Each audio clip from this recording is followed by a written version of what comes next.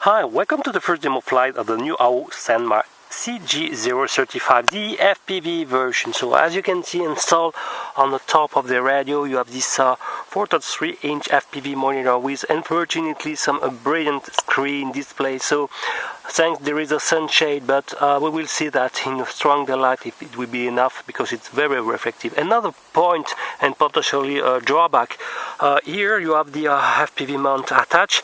It's a kind of sphere, and if you are not aware, you have some little play introduced here, and the FPV monitor can fall on your stick while flying. Can be potentially dangerous because it can change your flight mode, and so engaging, for example, return to home or more some other flight mode could be potential problem.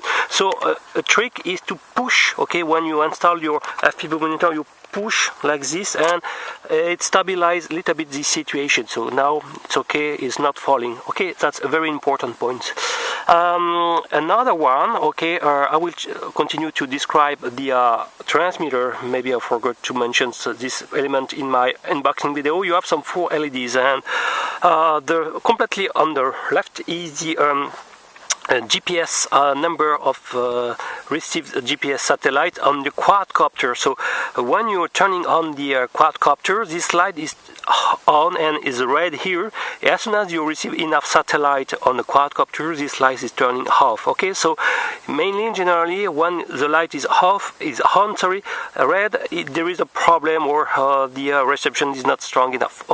The second one from the left is the built-in GPS receiver. So you have also, for the follow me function, you have also second GPS module, and like the first one, as soon as the light is turned off, it means that you receive enough satellite to perform a accurate follow me function.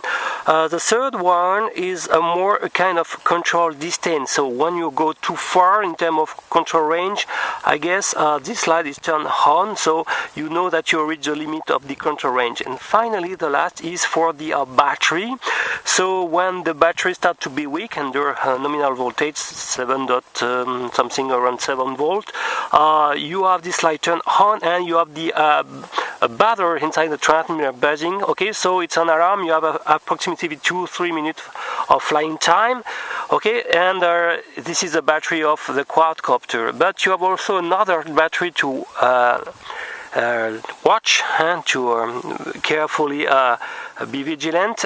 This is top right battery of the built-in video transmitter module. So be aware, it's only a 200 or 300 mAh, so you have maximum 15 minutes of flying duration, and 50 minutes is nothing else than the flying time of your quadcopter. It means that at the end of your flight, if you're not aware, if you're not looking carefully the top right battery indication status, your FPV monitors can stop to the broadcast because there is not enough battery. So it would have been great if this video transmitter module have been directly powered by the main battery. So I think it's a little drawback in the design. So let's check a little bit more the quadcopter. So you have this 2-axis gimbal, and as you will see during the auto stabilization, sometimes especially for forward and backward movement, you have also a pan axis. It's an accident movement, but so the leveling is no more straight on the horizontal line, so it's a potentially a drawback. So it means that, as you will see, the auto leveling is not sometimes very accurate, and more, as you can see, look that if you have some strong speed, and this quadcopter can be fast, you can feel some vibrations, some potential jello. So be aware of it, and we will see how good finally is this 720p module, especially attached with this 2 gimbal with brushed motors. So I will power now the machine. So you have to push the battery inside the battery bay and turn on the power switch here. And I will start with manual flight and record at the same time both the 720p recording on the FPV module and also the FPV signal on my goggle. Let's go. So I will push the battery, start the quadcopter. You have the ESC, and as up you can see, you have 2 LEDs here. So one for the GPS of the quadcopter, the second for the transmitter. So you have to wait a couple of seconds that this two light is turned off. Okay, here no problem with the batteries of the quadcopter, and of course I'm very close, so no problem of out of limit of the control range. Okay, let's wait a little bit.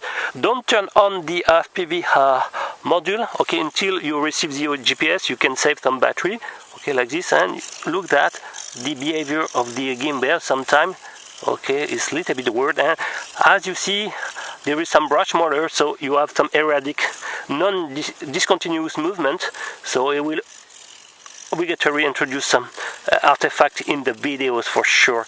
So basically the main question is a good idea to introduce such kind of brush motor into the gimbal.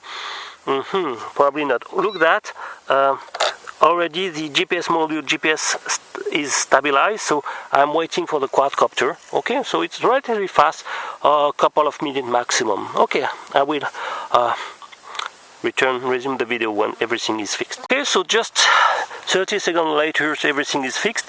I will be able to power the FPV monitors, okay, like this on the right side. So you have to slide the switch here, and you can hear the beep typical of FlySky transmitter radio. So now I will turn the FPV transmitter, and look that on the top right you have the battery indication, and I will engage the flight in pure manual flight, so both switch B and A in one position. Okay, let's go. Whoa, what's happened? Sometime I notice that you can have some weird problem when you turn on everything, so sometimes it needs a second boot. Okay, I don't know why, some ESC is desynchronous. Okay, this time I turn on first the transmitter, and we'll see, and I will engage the FPV monitor. I'm a little bit more optimistic because the ESC was more beeping in the same time. So as you can see, it's not out of the box working immediately. Okay, so I will try now manual fly. Okay, record here. Yeah, this time is okay, perfect. So you should turn on the transmitter first. Okay, seems to be okay. Now DSC okay, and we will check everything. So let's do first a manual flight, and be sure to check the transmitter, video transmitter level of battery on the top right. So, and since the screen is relatively very brilliant, even in strong daylight, and the brightness can be set, so even when I am in the shadow I can't really see it. It's a little bit annoying. Okay, so I will push now the switch B in one position, and should be in the GPS mode. Wow, super stable machine. Okay, I will decrease the gimbal because I was fixing something too high, and you have the time lapse of your recording on the bottom right and the TX label. Okay, so be aware now when I'm here I can see it. Okay, I will perform a fly. Okay, I will try to where I am. So as you can notice, sometime when you're moving forward, you have also a pan deviation on your video signal. So the gimbal work is not amazing. You will see I'm close to 100 meters, and the signal is super strong. Okay, okay. I will check altitude. Oh, the FPV signal is good.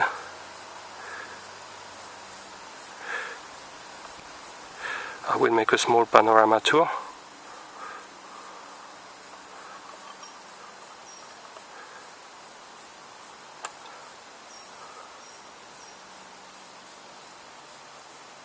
I can barely see it. I will engage return to home button. I can see it, I can remember well. So we will see. Oh, it should come closer. Oh, it's high. Oh yes, yes, yes, it's here. Wow, how fast it's returning in forward movement. Oh yes, Very nice. Oh, it's high.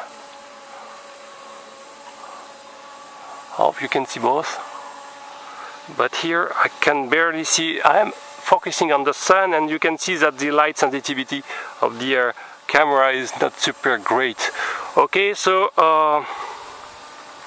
I will try to make a panorama tour. Can I doing yes? Yes. While doing the return to home, I can apply it. So that's great.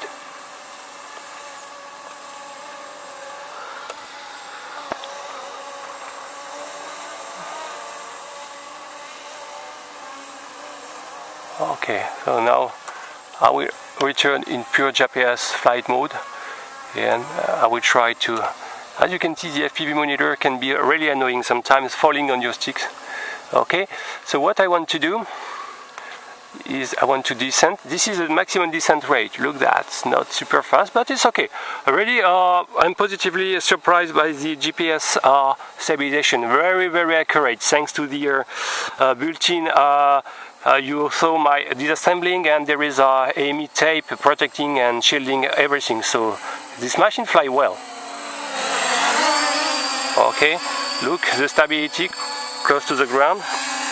Okay, not so bad. Okay, maybe close to 1 meter. You can see here the stabilization. Look at that. Today is wind free here, but look at that, the deviation is really minimum. So let's play a little bit with the gimbal. Okay, that's cool. And I want to test now the follow me function. So the follow me function is the switch C on the upper button. You have to be sure that both you are in GPS mode, so mean switch B in 2, and you receive everything here. So I will try. I will press the follow me function, and probably the quad should toward me.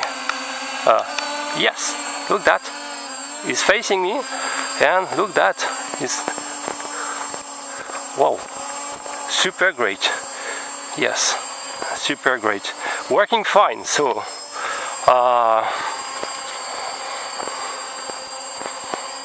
and can we play in the same time with your yes, you can also tune the distance of your follow me function, so that's great. That's definitively a super good point. So let's follow us much long upper, for example, long further and higher. Okay, let's play with the gimbal like this, and look at that.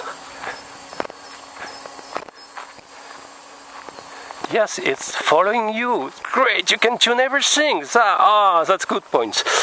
So at least this feature is working fine. So now the big open question is, with the CG035, do you want to take it with or without the FPV module? So are you satisfied with the FPV recording or not? So let's focus more, come closer. Whoa. You can see it's a sporty model. So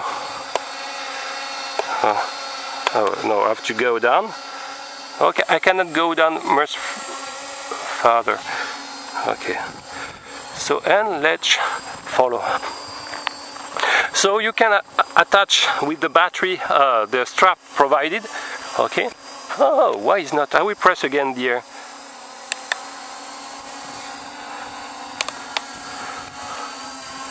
why is not? Oh.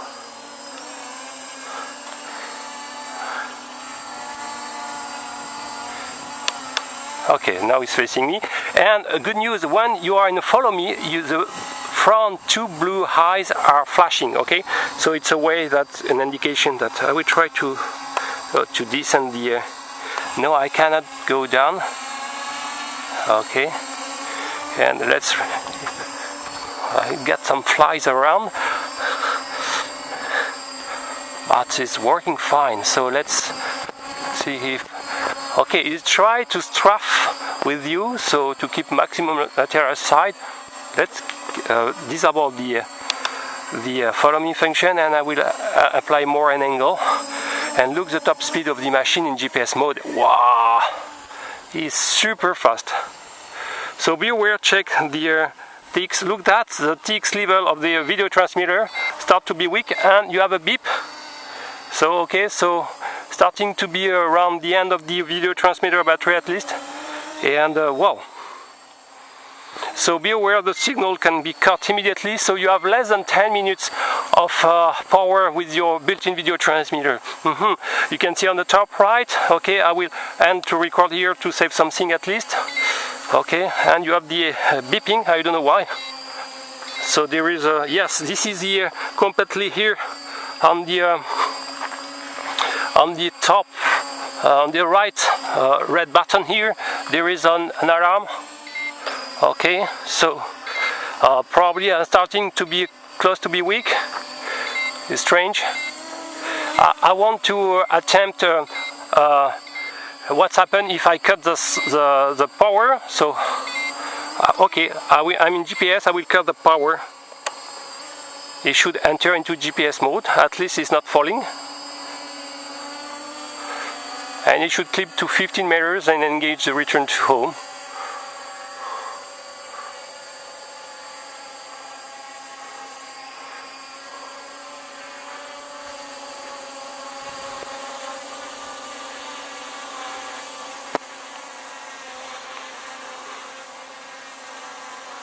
Okay, don't go into the trees because I took up very close to some trees. I should be okay. No, go down.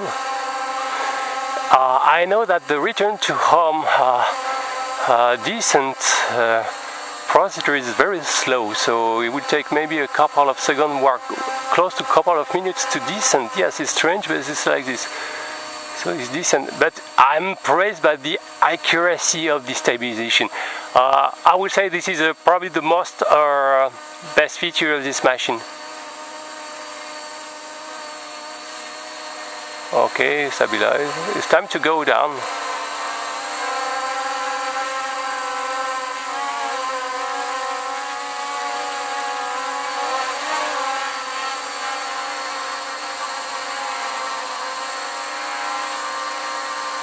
It's going down so slowly.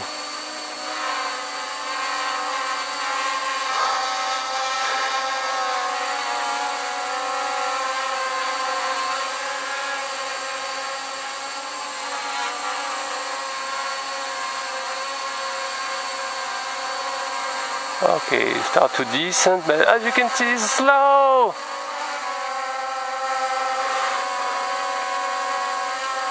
So there is no actually ground station software available. Maybe one day, so probably this part can be tuned. I don't know, I hope there will be. It's a 32 bytes frame contouring board based, so don't go too close to the trees, please. Okay, try to fight.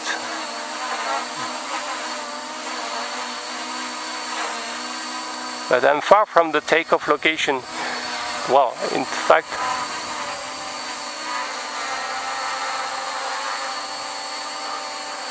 okay, I will try to take control. Well, I will try to let him to descend. I should be far from the trees. I hope I'm not so far. I'm 2 meters maximum of distance, so I'm a little bit afraid. But he's not going down. Go down, please. Oh. Okay. Super slow descent rate. I don't know what's happened. So maybe after a couple, I will try to retake control. Okay. Oh, the signal lost. So as you can see, the battery died. Okay. I will try to take power. Yes, you can retake power at least. Okay. And now as I hear the beep beep. Okay, it's time to land. So be aware you can damage seriously your video transmitter battery if you...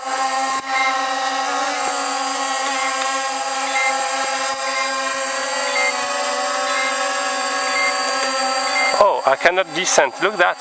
I'm in a pure manual flight. Oh, it's engaging the auto landing. Okay, so this is the emergency landing. Yeah. Okay, you cannot go up anymore. This is engaging the low voltage landing. But at least you can control a little bit the descent with your right stick. That's a good point, I found. But the descent rate in RTH should be faster.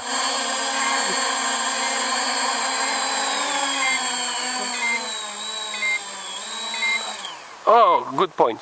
Okay, so I will turn on everything. Okay, and perform a conclusion. Okay, I stop here. Stop here. Okay. Yes. Okay, so I will perform my first conclusion about this CG035. And as you observed during the first attempt to take off, it seems that you need to turn on the transmitter first, okay, and eventually to push up the throttle up, because it seems that, well, with mine, one ESC was not booting at the same time. Doing that with turning on the transmitter on first seems to be okay. I heard the 4 music of ESC in the same time.